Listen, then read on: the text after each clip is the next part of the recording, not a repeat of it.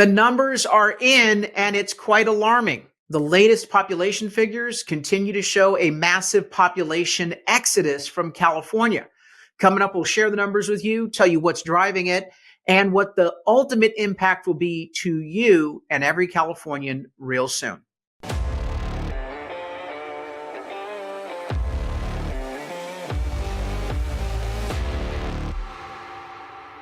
I'm Carl DeMaio, chairman of Reform California, and we've been talking about this topic since 2016. In 2016, I was looking at various data sets and started saying publicly that we were seeing people flee the state of California. And at the time, liberals were telling me, oh, that's not true. California is so wonderful. Why would people want to leave here? Of course, people are continuing to move here in droves. But every data set I kept pointing out was very clear. It wasn't just the price of a U-Haul on the way out of California was infinitely expensive and very, very cheap. People were actually being paid to drive U-Hauls back to California.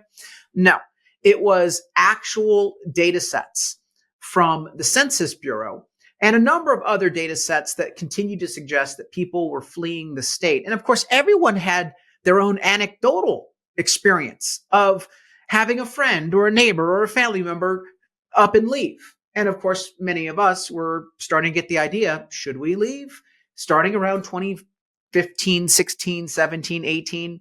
And of course, by the time the 2020 incident hit that shut everything down, we can't say the word because of the algorithm on YouTube. They don't like us when we say words that they're embarrassed by and that they were caught, engaging in bad behavior on. But anyway, you know what happened in 2020. A massive spike continued, and it has not really declined. It has not leveled off since. So we have the latest numbers on population exodus from California. And let me tell you what the ultimate impact will be to you, the average Californian. But remember, the liberals spent how many years? 6, 7, 8 years denying there was population flight. And then we got the census in 2020, which we actually got the census in 2021, and we lost a congressional seat. And I said, see, there you go. You lost a congressional seat, but you continue to say that California is so wonderful and people are staying. Now, mind you, we are losing congressional seats despite the fact that we have just uncontrolled illegal immigration into the state of California. And it's one of the reasons why I think Democrats want to have an open border, particularly here in California, is that they don't want to lose congressional seats. To them, it's about, the presidential race, having more congressional seats means more electoral college votes. And they know that California is a lock for the Democrats. They also know that population, not citizenship, drives federal funding into the state. So it's about money, honey. Although, let's be clear, they're taking a lot more of our state tax dollars and giving it to the illegals. The federal funds that we're getting because we have 1 or 2 extra congressional seats, not making a difference overall. We're coming out short. We're behind. But they also, of course, like the votes. Okay, they like restocking voters that they piss off. The newbies coming across are seen as more reliable Democrat votes for them. But again, we'll see about that long term. The point being, the state of California has had rampant illegal immigration, and yet still we've had net population loss, despite the fact that illegal immigration is there to offset people who are citizens fleeing the state. So California Matters, the liberal news organization, asked this question, and this is right after the November election. California's political clout will fade as long as population growth remains slow. It's not really a question, it's a statement. Political clout. Remember, for these Democrats, the Electoral College, they are eager not to lose political clout. And so that's what this story was all about, the Electoral College votes. 54 Electoral College votes for California. That's soon to be probably 50 or maybe even 49 because of this. California to lose 4 congressional seats after the 2030 census. And this is according to the American Redistricting Project numbers with new census data. Now, We actually are seeing it possibly increase to 5 or 6 seats because population loss has been so great. And the assumption is that uh, President Trump is going to do a good job securing the border, which means that that illegal immigration offset will not be there for California. Where are, what type of people are going? Well, it's all sorts. Here's 2010 on this chart, and this is from PPIC calculations, Public Policy Institute of California, based on American Community Survey data through 2021. So it's who's leaving the state? Are the poor people leaving? Are the rich people leaving? Are the middle class leaving? Well, now, all of them. But in 2010, if you take a look here, we had net loss of 60,000 lower income individuals.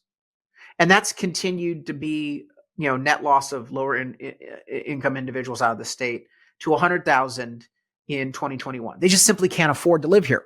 Now, remember, we are the most generous state when it comes to welfare benefits. They are still, with the welfare, not able to make ends meet. So they're all leaving to other states where they can potentially get a better job, lower cost of living.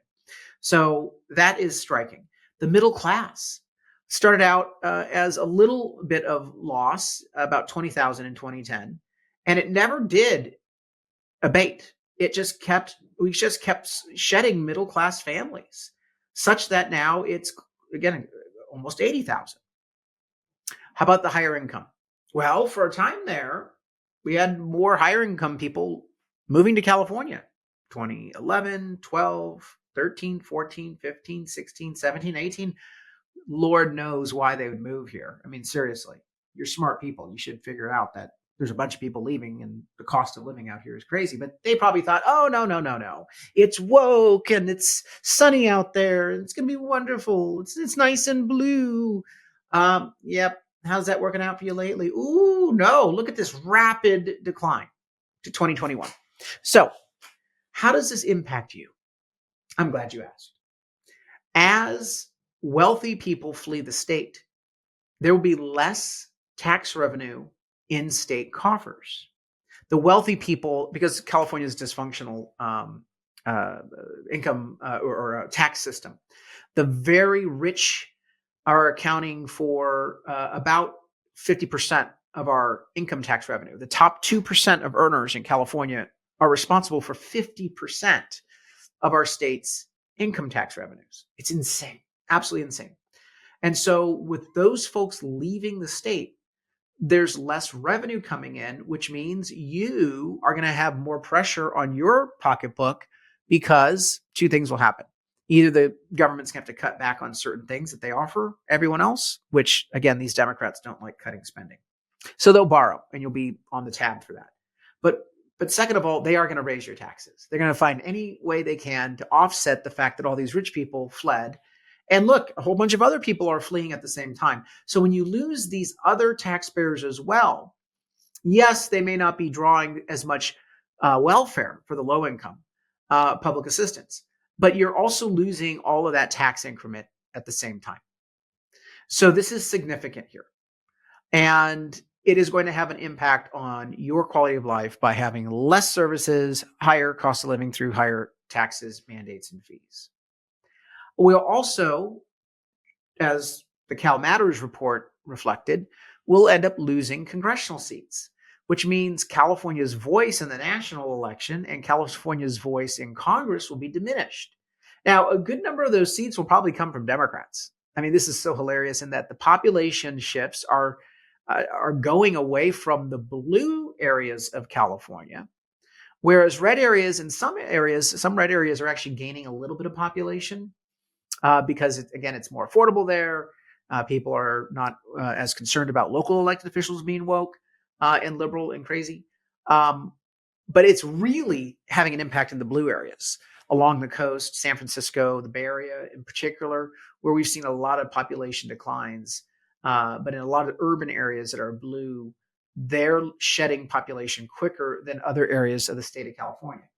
And so on the red seats, you're probably not going to see a net reduction in red seats, but sure, there are going to be less Democrat members of Congress from California. And where are these seats going? They're going to Texas and Florida, the Sunbelt states, where you're likely going to see Republican elected officials there as well. So this is an interesting impact on the national election, both electoral college, but also the composition of the U.S. House of Representatives. So those are the latest numbers. Look, at Reform California, we don't want to flee. We want to stay and fight. And we're encouraging you to join the fight. What we've lacked, though, is a plan on our side to fight. That's why Reform California was created. That's what our movement is all about, is giving the center-right common sense voters in California hope, giving them a plan, not just ideological and fantasy hope, but rather a concrete plan that they will be able to take back their government if we fight together as grassroots activists. So I encourage you to join our movement at reformcalifornia.org. Reformcalifornia.org. Go to the bottom of the site. There's a lot of great information on the site, by the way, all this breaking news, a lot of campaigns that we are running on a whole host of issues, from stopping tax hikes to our contract to Reform California, a 10-point plan to really shake up politics, our voter ID initiative, restoring public safety, school board reform, flipping seats. But go to the bottom of the website and you can sign up. First name, last name, email, phone, and zip code to receive information on how you can be part of our fight going forward, whether it's running for office, being a volunteer, a contributor, attending a rally, just getting information. Stay informed. To be informed, you have to sign up at that website, reformcalifornia.org. Also, please chip in a contribution. We are not funded by big donors. We are only funded by grassroots supporters like you. And I do believe that if we get the grassroots to all come in and give whatever they can, whether it's $5 or $50, please chip in a contribution at reformcalifornia.org and put fuel in our tank so that we can fight to take back our state from the far left insanity that we are seeing drive so many good Californians out of our state. I don't want people to move to other states. I don't want to see good people flee. I want them to stay and fight. I believe we can take back this state and restore it to its greatness. Join us at reformcalifornia.org. Until next time, Carl DeMaio, Chairman of Reform California. Thanks for watching, and I hope you enjoyed this episode. But before you click away, please subscribe to this channel and click that notification button so you get updated when we post new episodes. Plus, like this video and share it with your friends so that we can help spread our message across the state. Reform California with Carl DeMaio is paid for by Carl DeMaio for State Assembly.